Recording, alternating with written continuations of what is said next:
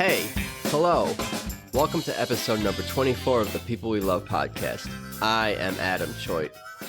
And I'm still kind of sick, but I'm getting better, whatever. I'm not supposed to get sick because I'm too cool to get sick, I think.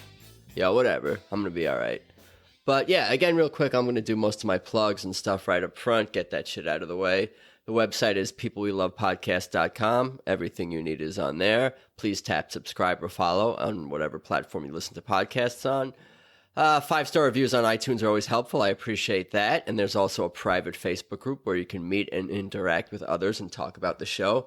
That is called the People We Love Podcast Group. Let's get right to it. Today's guest is comedian and poet Kyle Smith, originally from New Orleans, now in Los Angeles, California. Kyle is also a master electrician and a master at Tae Kwon Do. We also both share a love for rapper Eminem. Perhaps you've heard of him. I'm not going to summarize the whole interview, but I did want to mention that this interview was done over Skype, and while the sound quality isn't perfect, Kyle's badassery is definitely audible on this one. So yeah, even though Kyle lives up the street, I'm still getting over being sick and didn't want to get Kyle sick as well. So we did this one over Skype. I'm going to get better for you guys moving forward. Promise, both health-wise and sound quality-wise. Anyway, here's Kyle Smith. Well, it's good to talk to you today, Kyle Smith. How's your day going today? It's going good. It's going well. It's been an okay week. My week started off pretty well, so I can't complain. That's good to hear. Good to hear. So you're keeping busy. Huh? Yeah, trying at least. Trying to survive out here. I'm not from here, so I need to survive. That's the key. I hear you, my friend. So why don't you tell my audience a little bit about yourself? You're from New Orleans, and why don't we unwrap and unpack this? And the floor is yours, my friend. Yeah. Well, 34 from New Orleans. I've been writing. I'm a poet and I'm a comic, and I've been writing since I was little. I've been doing comedy for about 7 years now, and I decided that I was done with New Orleans, and I needed to move someplace bigger, someplace where the scene is more of a scene. More things can happen, more opportunities. So fucking packed my car up, sold all the shit that I need to sell, and I headed this way and didn't look back. Gotcha. That's cool. Why don't you tell me a little bit about growing up in New Orleans? Oh man. If you're not ready, if you ain't got tough skin, you probably won't be prepared. It is a city that it's a rough upbringing, depending on how you being raised. My parents were pretty okay when it came to being raised. I didn't have to go through bullshit, but most people down in the city do go through bullshit. Like, the troubles of poverty and being broke and living check by check. But, my dad always taught me to work for what I wanted. And basically that's what I've been doing. I've always worked for where I'm at or for whatever I need to get. And, I mean, he instilled a good work ethic in me to where, shit, I was able to come out here on my own, so it's getting me places. Yeah, I can see it. Did you grow up in a rough area of New Orleans or no? No, I was kind of privileged. I went to private schools. Up until like 9th grade, and then I went to a public school, and that changed my whole life right there. Because going from private schools, I don't sound like a regular New Orleanian. People from New Orleans think I'm from like up north or something. They say I talk white. Yeah, I speak proper. They're like, where you from? You're not from New Orleans. You talk like you from up north. You talk like a white boy, and it's that really didn't go too well with the kids at school, especially coming from a private school going to a public school. Yeah, so you gotta have tough skin because you will get picked on. You will get picked on. People be ribbing meaning like jonesing, talking about somebody, roast battles basically. Yeah. Do you feel like that makes you like stronger as a person? The fact that you had to maybe deal with some bullying and stuff like that, or is it just bullshit that you shouldn't have to deal with at all, or both? Oh no, that definitely kind of molded who I am today because I know that especially back then kids around that age, 15, 18, you gotta, that's how you stood out. That's what made you you. If you can hold your own and not be a nerd or a square, you'd be all right. And when it came to me, I would say I would be middle class when it came to high school.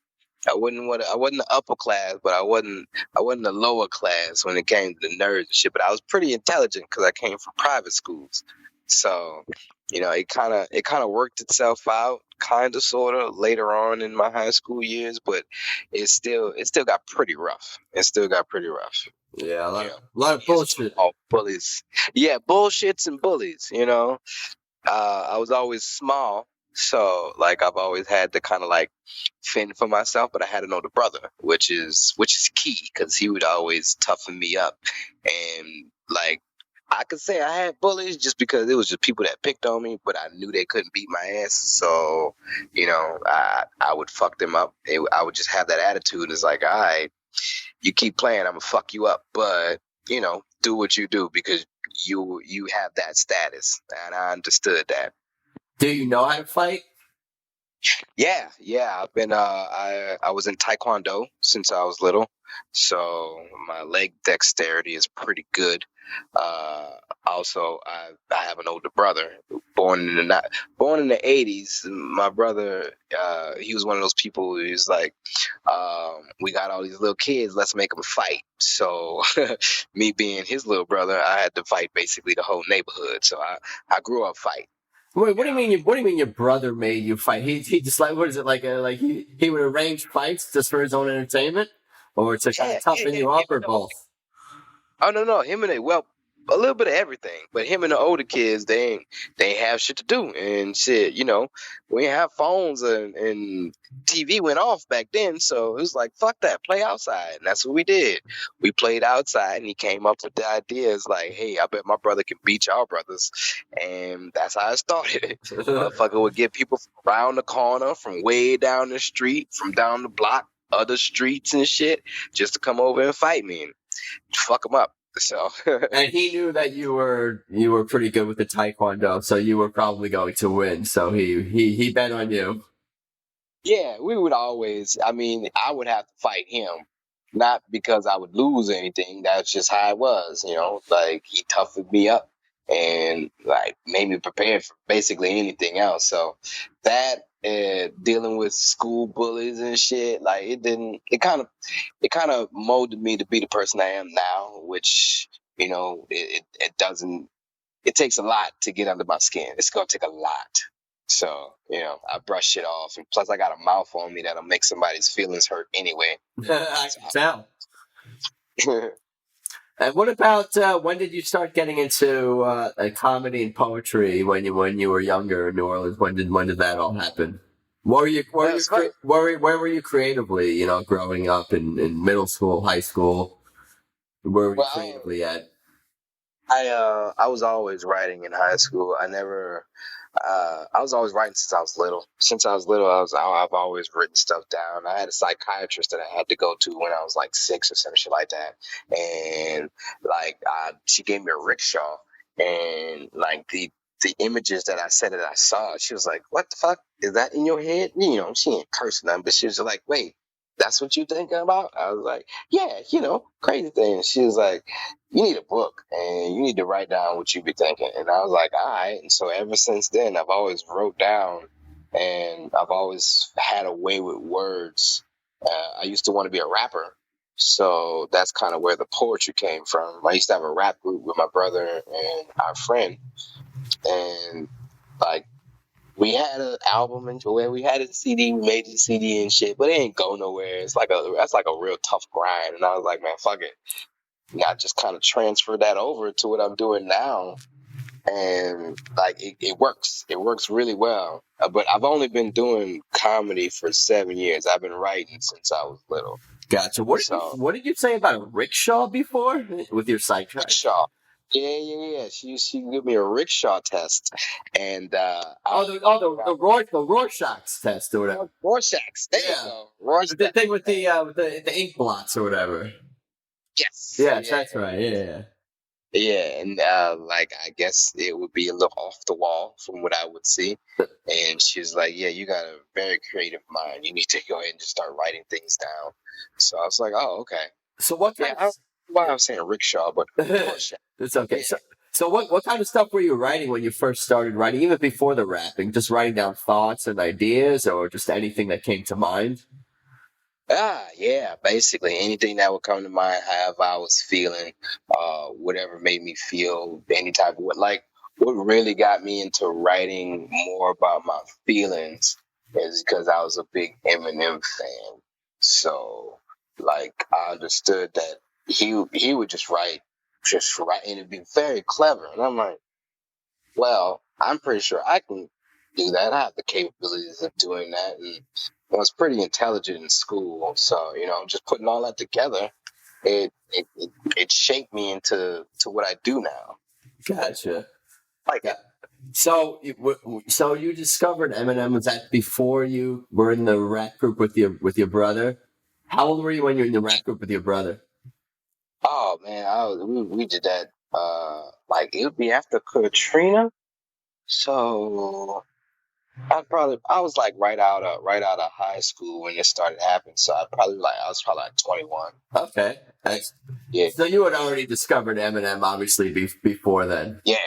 Yeah. Like I've already been writing, but like once I went into college, that's when my brother came back around and I was hanging out with him more. And like I just wanted to be cool. I looked up to my older brother, and that's one of the things that he did. He rapped, and so he had a partner. He rapped, and I was like, well, fuck it, I'm a rap, but I couldn't rap though. I could just write, and so that was one thing that I had to work on. I had to work on freestyling because it sucked. It sucked in the beginning, but once I got down to it, doing it more and more, I was like, all right. But I knew it wasn't going nowhere, so that's why I kind of do this thing now, comedy poetry, where Yeah. I take my comedy, I mash it together, and now it's created its own lane because you don't have. I know one other person that does it and that does it pretty well, but nobody else is doing comedy poetry out here like I'm doing it. Gotcha. So that's kind of where it led me. So before you kind of were getting into Eminem and rapping, what kind of music were you into? Were you listening to? Anything basically, just music that appealed to me. I like melodies. I like just melodic sounds. So to be able to relate to any type of music, it didn't matter. I like all types of music except for country. I can't really fuck with country. Country fucks me up. But everything else is the shit. I love, like, especially alternative rock. I was one of those kids. I was punished a lot. So whenever I would whenever I go in my room, I wouldn't be able to watch TV or anything. It's either read a book or fucking listen to the radio. And I heard everything on the hip hop station. So you put it on like a alt rock or fucking you know a different station, and you get different music. And yeah, it really opened my eyes to a different genres of noise that is in a tune. I love it. Yeah, I hear you. What were you punished for? What did you do that you got in trouble for? I was a terrible child. You were a terrible child. What did you do that was so horrible? I mean, Um, the fighting seemed like that was your brother's fault. He was the one who was yeah, the ringleader with that, it sounds like. yeah. I But what used to did sneak out a lot. I used to act up in school. I couldn't keep still. I would always be talking. I had ADHD into having to go to the psychiatrist. They diagnosed me with ADHD, and I just couldn't keep still. Couldn't sit down. I guess I was a class clown, and yeah, one of those kids that just couldn't shut the fuck up. it doesn't sound so bad. Maybe not perfect, but that doesn't sound so bad. Yeah, but when it's very disruptive, and I'm Yeah. telling shit, fuck you, and all that, it's a bit much. Who you telling fuck you? Yeah, just to get a reaction from the class. I'm like, fuck you, and then run off and then see what happens. I ain't getting in trouble for the profanities, but I got sent to the office a lot. And my dad's in the military. He's an Air Force. He's an Air Force guy. So he was all about discipline. And it's not like I didn't get in trouble or I didn't get disciplined when I got home. Now, my dad would bust my ass if I fuck up, but I just couldn't help it. That was me. Yeah, were you angry? It doesn't sound like you were angry. It just sounds like had the ADHD and you were just kind of a hyperactive imagination and very high energy. Yeah, very much so. I couldn't help it. They didn't know what was going on with me. They was just like, he's sick in the head, But I was just very creative. That's it. I'm an artist. I draw, and so that was one of the things I had to do a lot because I was punished a lot. I would draw a lot, so like everything kind of molded. Did you draw your whole life? Is that something you've always done? Yeah. I have my dad draws, so it runs in the family. Like it's like everything that I am now is kind of come my family. Like my parents.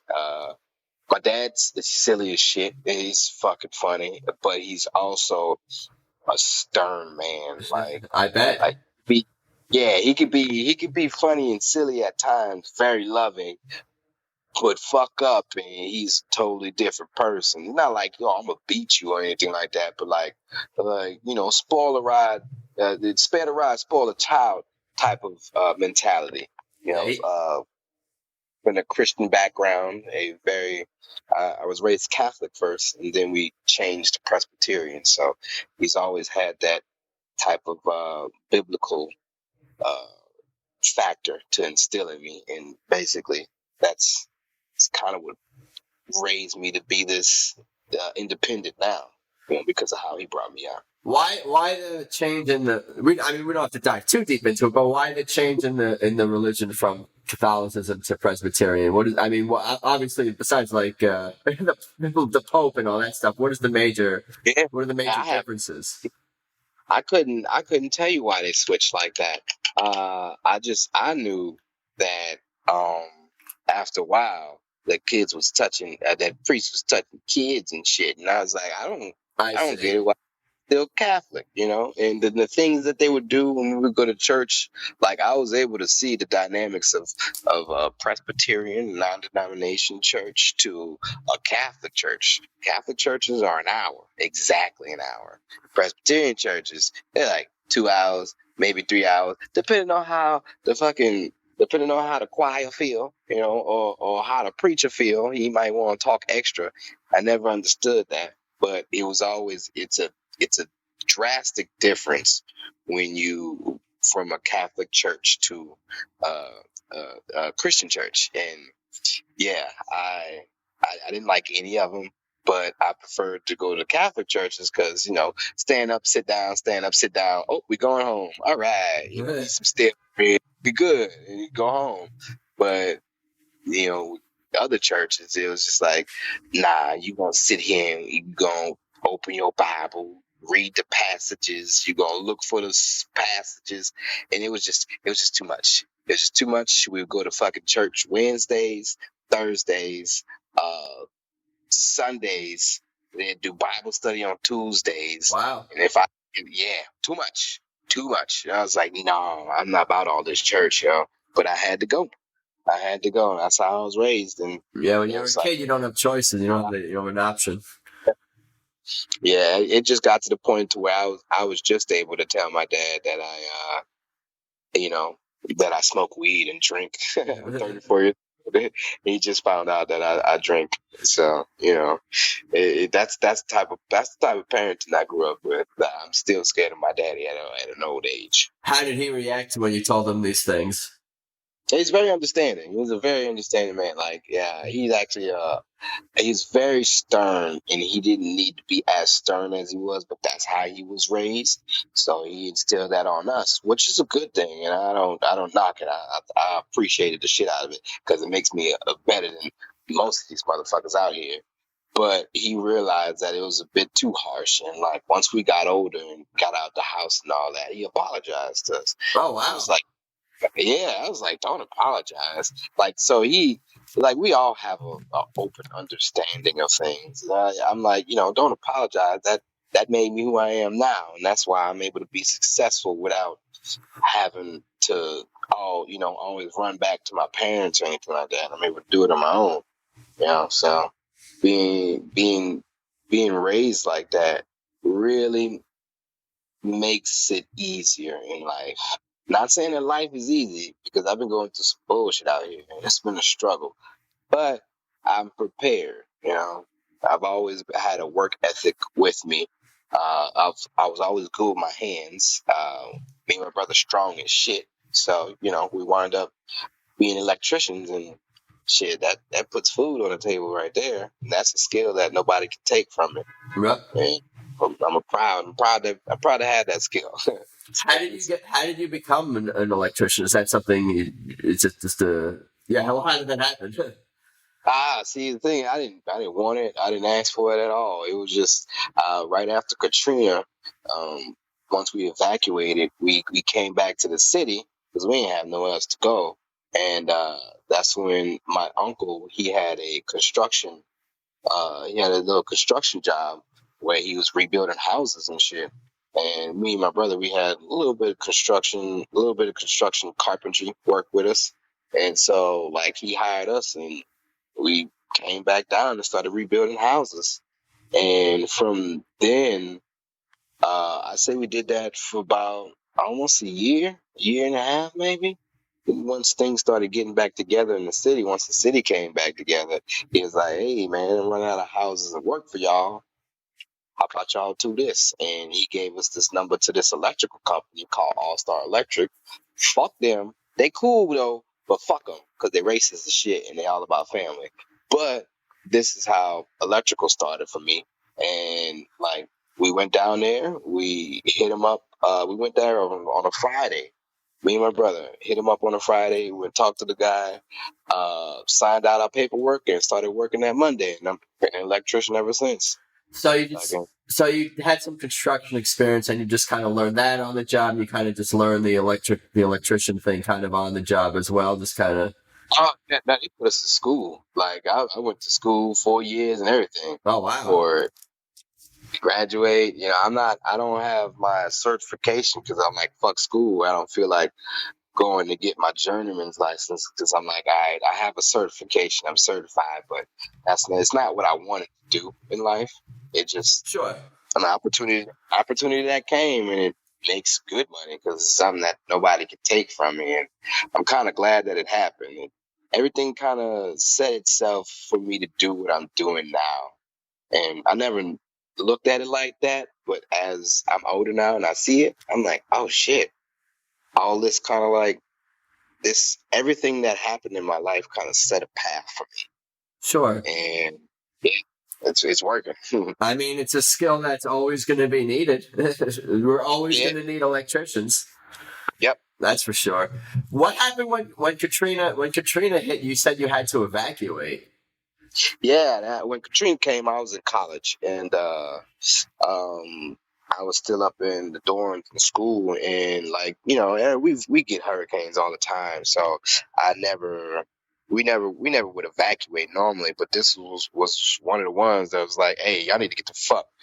So my mama came, got me. My mama, my brother, and my auntie came, got me, and we drove 15 hours to Texas, which was normally a fucking maybe 6 to 8 hour drive. It took us 15 hours. Because everyone was evacuating New Orleans. Yeah, very slow stop and go traffic. That was when I found out my mama smoked weed for the first time. So that's when I first started smoking with my mom.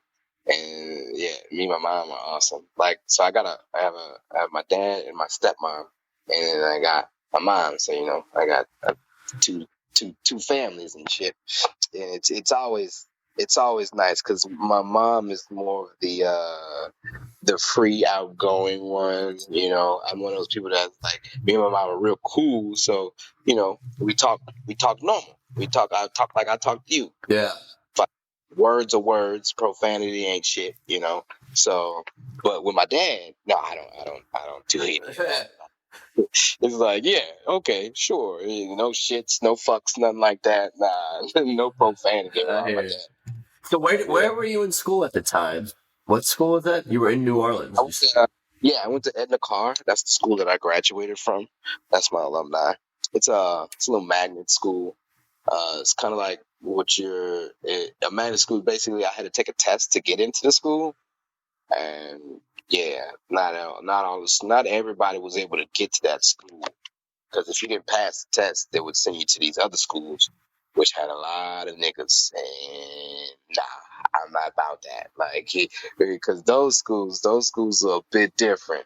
Those schools, you guaranteed to be fighting during the day. My school was more civilized. More civilized. People were a lot.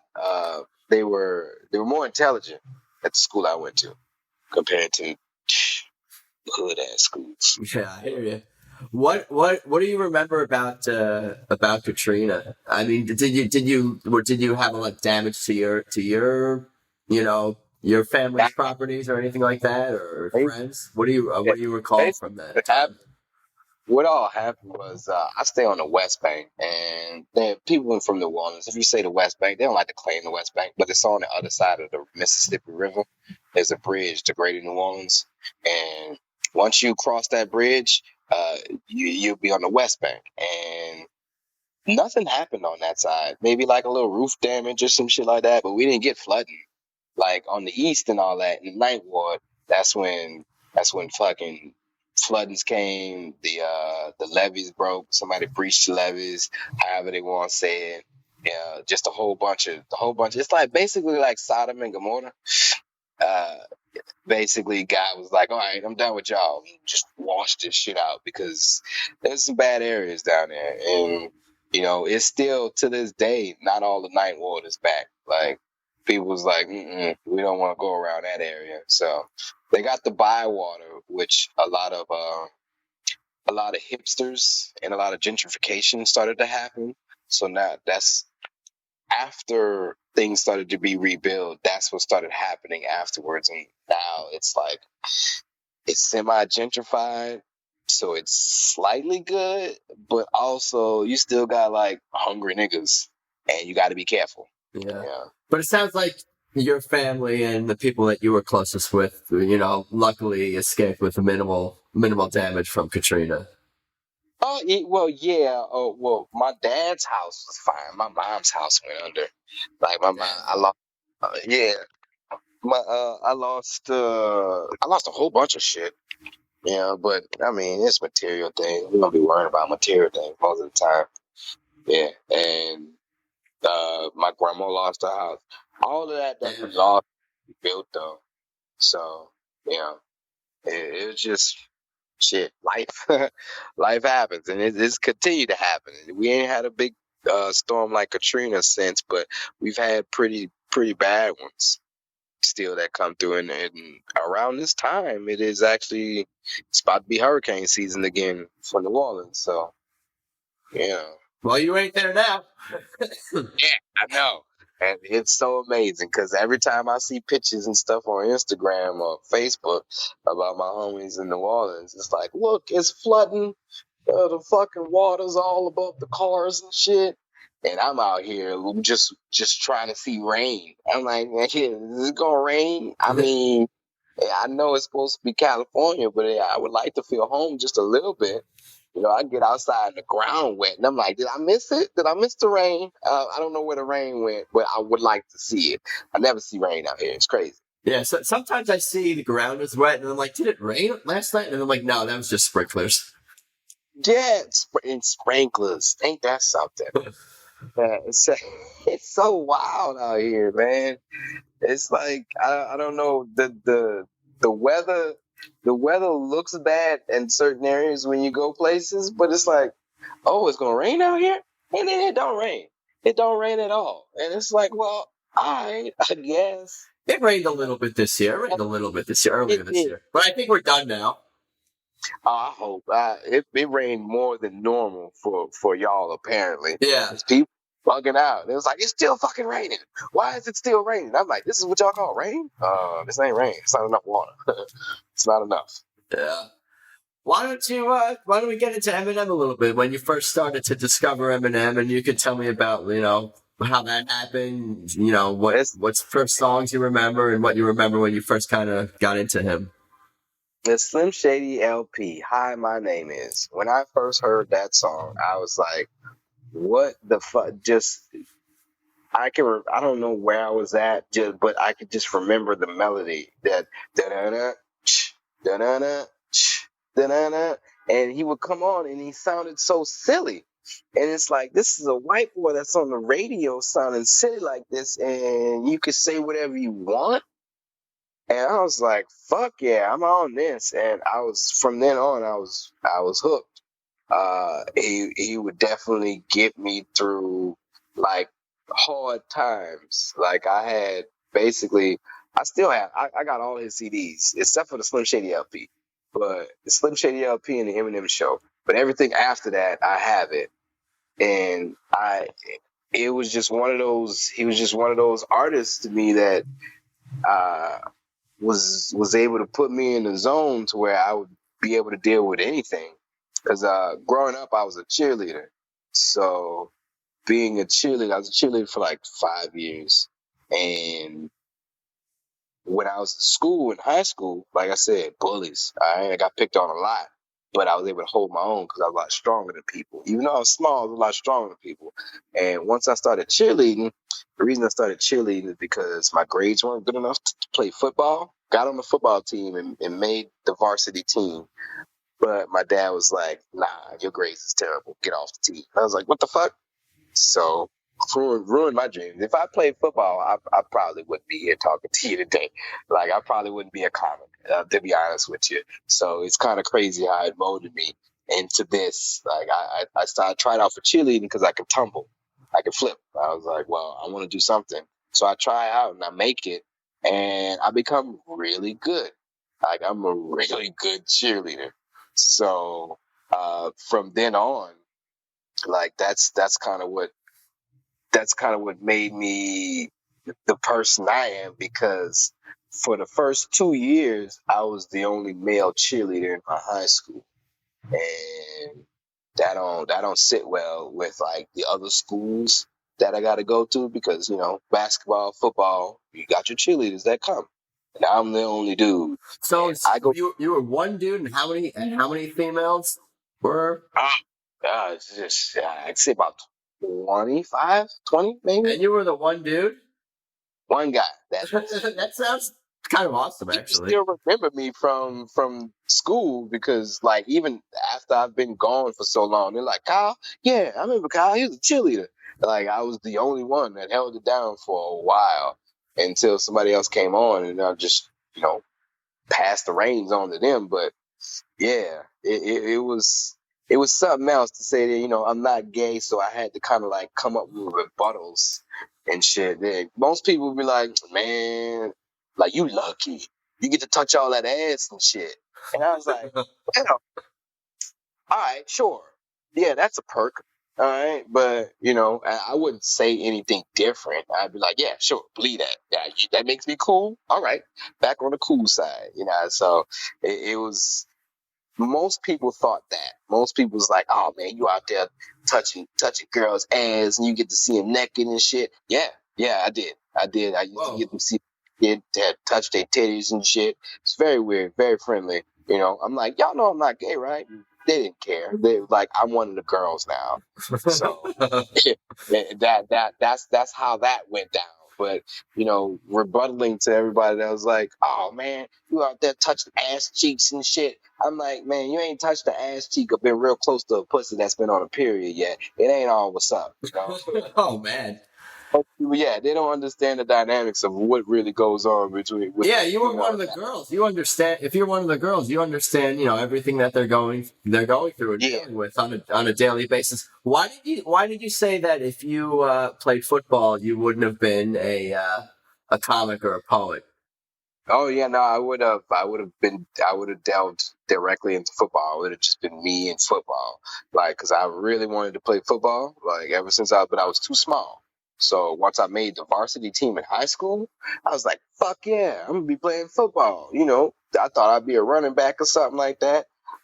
Nah, that crushed those dreams. He's like, yeah, your grades are terrible. get off. I was like, just like that? And he told me that the day after I found out that I made the varsity team, and not everybody my size was making the varsity team. So, Yeah. that was like a shot for me that I played that well, that they was going to put me on on the good squad. And yeah, crushed me. No, man. So what about back to Eminem? After this you discovered the Slim Shady LP. Where did your fandom kind of go from there? Yeah, that's when that's because that's why I was saying that it all ties in.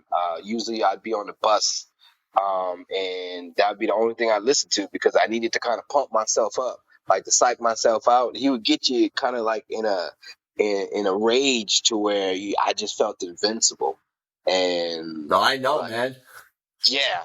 And so being a cheerleader and the only dude, Eminem in my ear, I'm prepared to fight anybody. It don't even matter. If it's the whole school, I was prepared. And I've had situations to where niggas tried me in a cheerleading uniform. And I just had him in the back of my head. I'm like, I'm pretty sure I could take all of these people. And I remember one time I got this dude, as I was walking by, I had my headphones on, listening to Eminem. And I was like, yeah. And I don't know what song it was. Might have been Cleaning Out My Closet. I used to put that on repeat just because I'm like, I'm going to fuck somebody up if they cross my line. Dude came up to me and yelled at me in my ear and was like, yeah. And so I don't know what the fuck he said. I stopped and then I gave him like a Bruce Lee stance. Like I kind of like, I got my like Tae Kwon Do stance. And he was like, oh, you look like you might fuck me up. And I was like, hey, that's what you feel. All right, sure. I'm calling your bluff right now. Because, if you ain't going to call my hand, y'all could jump me. I could have got jumped so many times, like by a whole squad of basketball players. I'm the only dude. I ain't expecting these females to help me. But, Eminem in my ear, I'm like, man, fuck you. What? I kick you in the shin. And yeah, they didn't, I never got tested ever since then. I think it's just that Eminem has that very much that me versus the world sort of attitude. Yeah. And I think everybody can really relate to that. And even, I love Eminem's song and I love his music and all that. And even if I don't relate to every single story that he's gone through and his background and upbringing, I think just that whole me versus the world, everyone feels that at some point. That reminds me of his the one where it was where he was talking about Bush. I forget. Oh, Mosh. Yeah. Mosh. Yeah. That right there. That's when it dawned on me that it's not just all silly. Like he actually has a voice. He actually is talking about something, and like that right there, it felt like a me against it because the video is kind of similar to that. Just him with the hood on, marching to the White House and shit. And I was like, this is powerful. Yeah, basically he shaped my life. It's just. Yeah, that's one of the people I would love to meet. Yeah, I was just gonna ask, have you ever seen him live perform? No, I've only been to 2 concerts ever in my life. What were those concerts? All right, I could say 3, but I don't count that because that was when it was. Yo Gotti was the first person I ever seen, but it wasn't like the concert experience that I would say that I've been to, but I think the first person. Damn, who was the first person? I don't know. Oh, Big Crit. Big Crit was the first person that I've seen live in concert, and then the second person was Toby Nquigwe. Yeah, he's a very prolific rapper. And my ex, she gave me tickets to see his show, which was out here, and I seen Big Crit New Orleans, and it was so amazing for my first concert because he had an entire Cadillac grill on the stage, not a Cadillac, not just the grill. of the Cadillac, just the front grill, like the bumper, the headlights, and that big chrome grill.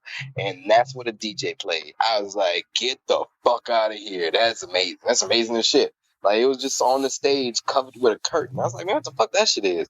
Why everybody? That's kind of tacky. I was like, man, that's tacky if they're going to leave that on the stage like that with this sheet over it.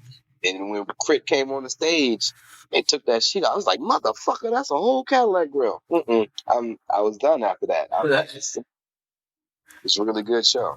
Nice. Did you see 8 Mile, the movie? Oh yeah, that's my shit. I reference things to 8 Mile. Whenever like if you got this would help me out in school a lot because people would make fun of you and such, but if you can make fun of yourself better than they can make fun of you and then still bring people to laughter, you shitting on whatever they saying then. And I call that the 8 Mile factor because basically he just shitted on himself. He was like, oh, what? You going to talk about me having this and me doing that? Well, what about you? And then turned it back on him. He 8 Miled his ass. So, yeah. And that's something that you've always sort of fallen back on as a defense mechanism in a sense. Yeah. Uh-huh. That's why I have a lot of demeaning. I bring myself down a lot. Yeah, no, I've been thinking about this a bunch lately. I think I gravitate towards people who are self-deprecating and are able to laugh at themselves, but not self-hating. You don't hate yourself, but you're able to make fun of yourself and not take yourself seriously. And I think that's a good thing. Mm-hmm. That's exactly it. That's my 8 Mile factor because I'm amazing. That's what I say. I'm amazing shit. But I'd say some crazy ass wild shit about myself, and it's like, damn, that's how you feel. So if people do want to have a short joke battle off, bitch, you better come with it. You better come. I've heard them all, and I'm pretty sure you're not gonna be as clever as me. So it's always fun to see when somebody comes up with something clever, like a clever short joke. It's like, oh, bitch, all right, you got it. That one was good, but most of the times they're not funny. I gotcha.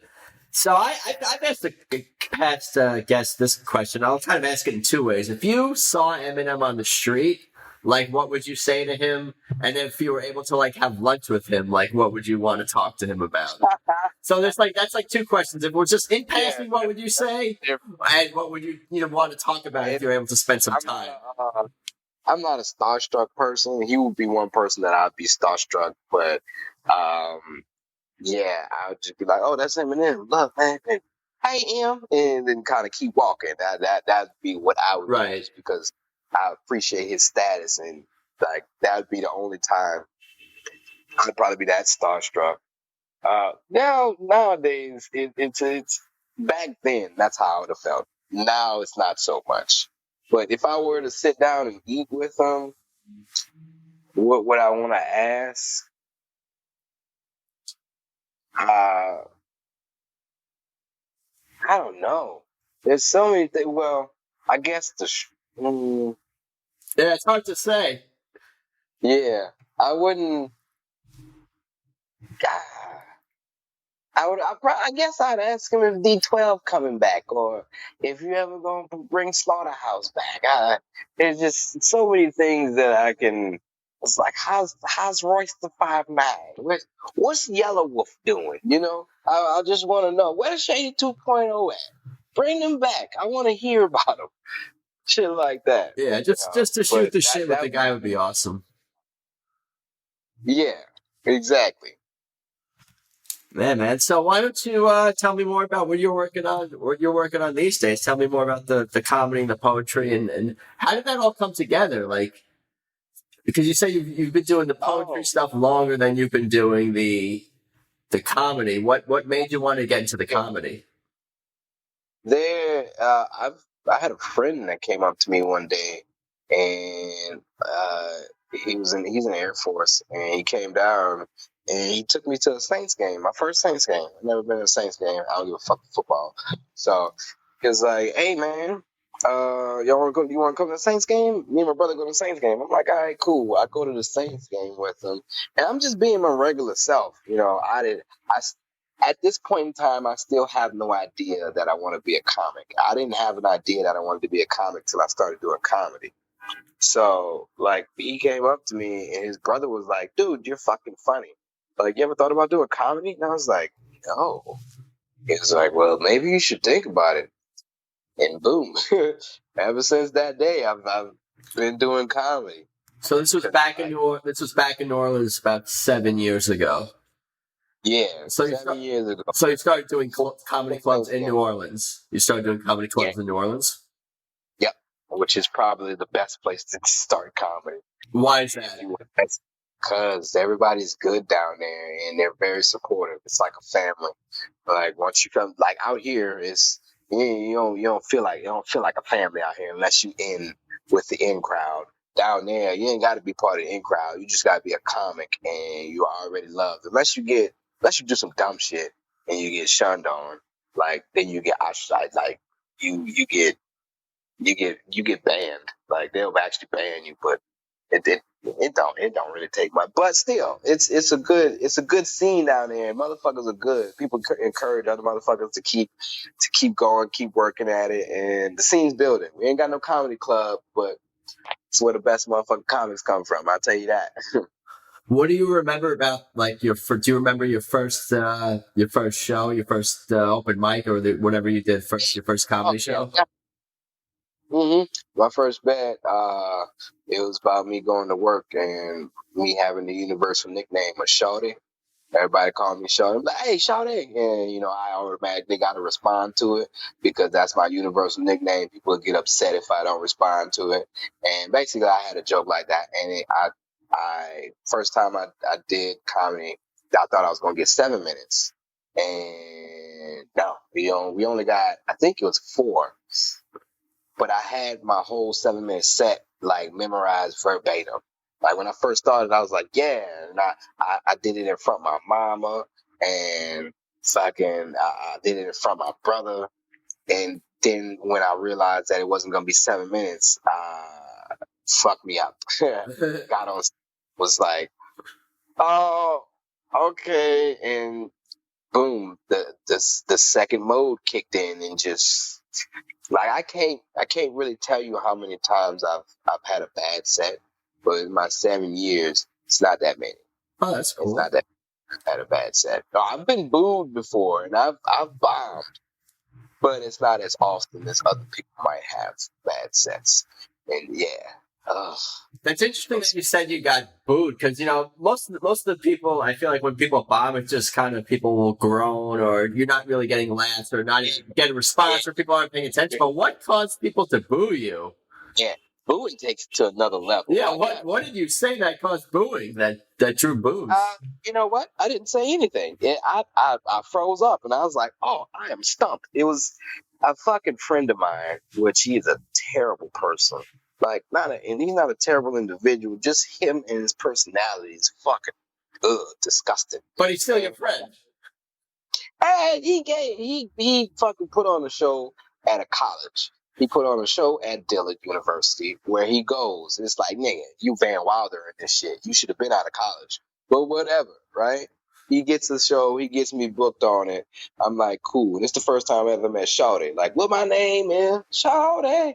He was the headliner and shit. And I get there and he doesn't bring me up. I mean, he brings me up, but he doesn't do it in a way to where he warmed up the crowd. Now there's 518 to 19-year-olds in this studio, in this theater. And I'm already like 26. I ain't got shit to say to them. Like, I don't know what the fuck to say to these 518 to 19-year-olds. What I had to talk about, I talked about Thundercats. I talked about Thundercats. Kids don't know about Thunder. Not even a new age Thundercats. They had a new age Thundercats that came out. They don't know shit about it. Yeah, I went up there and I had a joke about that, and they was like, "Nigga, what?" And I was like, "Oh, okay. This isn't going like normal." Oh no! I was only supposed to be up there for 5 minutes. Nigga left me up there for 10 minutes. Okay, he left me up there for a whole 10 minutes. All right, I got booed in the first 2 minutes. No.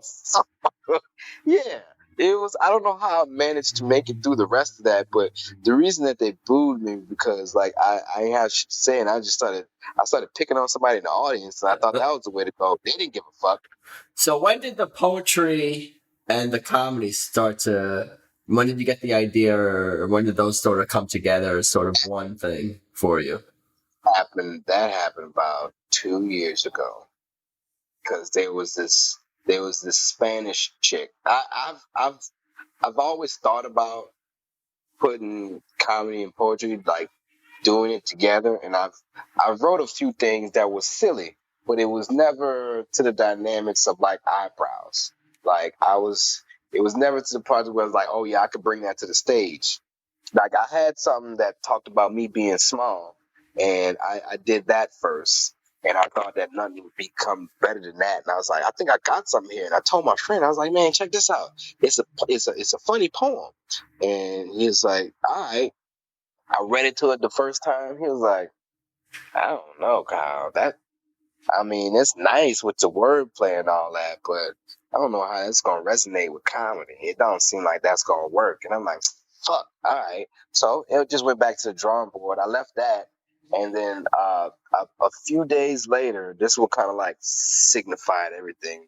There was this chick that came to one of the open mics, and she was rude as fuck. And I don't like when people are rude at the open mic. It's like, this open mic. I'm gonna tell you what the fuck ever. So she was being disrespectful to the person who was on stage, and she was a Mexican. She was a plump little Mexican chick, and her eyebrows were thick as fuck. Like she drew her eyebrows on with big, that big block right there. Like she took a ruler to edge the side. Looks like a Sharpie. Yeah, like the big fat Sharpies, like the retard Sharpies. And she just fucking squeegeed her face with marker on both sides. And then she had the nerve to say that she do makeup. I was like, bitch, who makeup? I was like, no. No. And then from then on, she went outside saying that, why was everybody being so mean to me? Y'all can't do this. Y'all can't do that. And I was like, is you serious? Like, really? Look at where's you going with these eyebrows? Dude.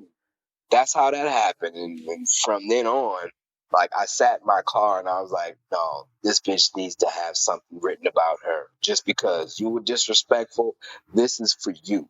And it's the most, it's the biggest poem that I do that everybody's like, oh my God. They get nervous when they hear it. People start looking around at other people's faces. Yeah, I've had people walk out the room and cover their face because they're like, "Oh no, not today." Because they're getting all self-conscious about their own eyebrows. Yeah. Well, why don't that's a perfect segue. Why don't you get into it? Let's do where'd you go with them eyebrows? No, okay. Whenever you're ready. Gotcha. Girl, where the fuck is you going with these eyebrows? The nerve that you got the nerve to add that swerve with the curve and sweat it is yours when the left one make the right one look like it just got served. Girl, where is you going with these eyebrows? Eyebrows bow done by a 6-year-old child. Some ruffles have ridges like Lay's wavy style. Your technique is indigenous to the ways of lazy town. So many designs that Nike is suing for checks down. Facial expressions like tears of a sad clown. Girl, where's you going with these eyebrows? Girl with the curls. Oh, right. Oh, intolerable brow follicles. Induced in the eye chronicles. She ain't know how to draw, so when I saw her like some tonsils. She drew them brows on like her wrist irresponsible, which gave her enough confidence to walk out in public like anything's possible.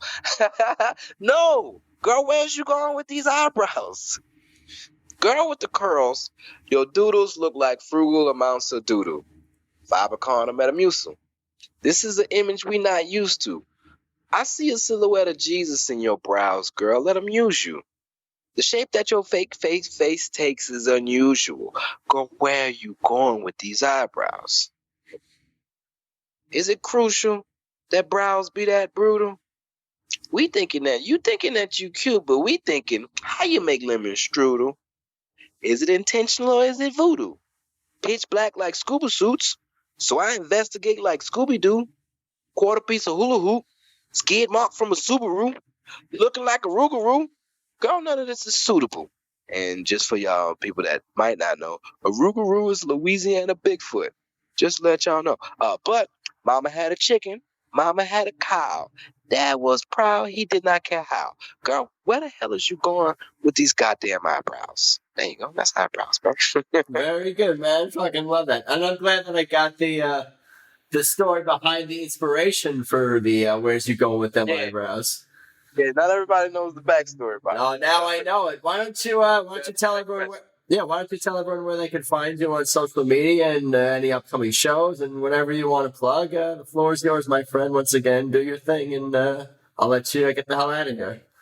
Oh, yeah, shit, y'all. You can find me on Maniacal Menace on Instagram, Maniacal Menace Comedy on YouTube, or you can find me at Kyle Smith on Facebook. I'll be having my website back up again. I just been having to go through some shit, so it's down for the moment.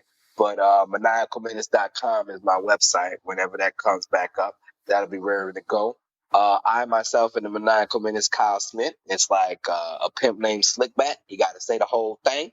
So yeah, and if you can't spell maniacal, it's like Maniac Al and then Menace, just to help people out. You got it, my friend.